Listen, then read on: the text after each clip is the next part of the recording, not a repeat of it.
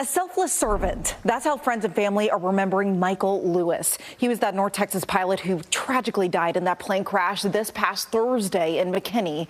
And tonight we spoke to his friend of 5 decades who says Lewis was a light to everyone he met. To friends and family, Michael Lewis was a devoted husband, father, and grandfather. I can't tell you how touched I've been by Mike through the years.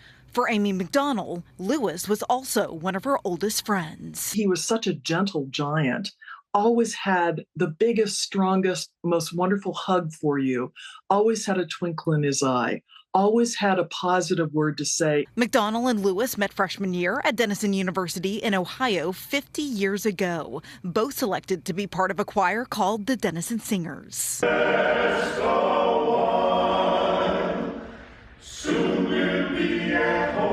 You could pick him out of a crowd always, and there was such joy coming out of his mouth.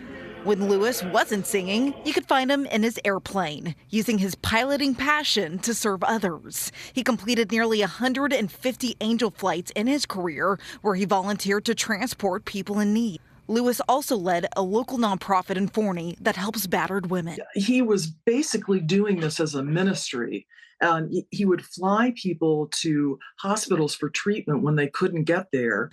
Unfortunately, his flight on Thursday was his last. Lewis and another passenger died in a plane crash in McKinney. The cause of the crash is still under investigation.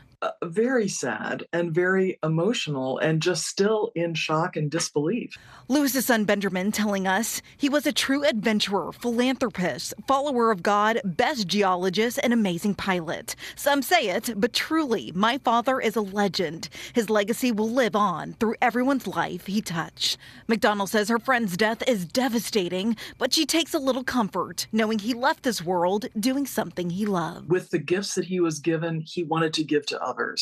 I will always remember him as just a warm soul, one who always had a ready hug, and just an incredible person. Also, a second passenger, Randy Williams, was the only survivor of last week's plane crash. And we just got an update from his family tonight. They say he is thankfully out of the ICU and breathing on his own once again. Randy still has, of course, a long road to recovery ahead, but his family says they're grateful and they're hopeful for all this good news.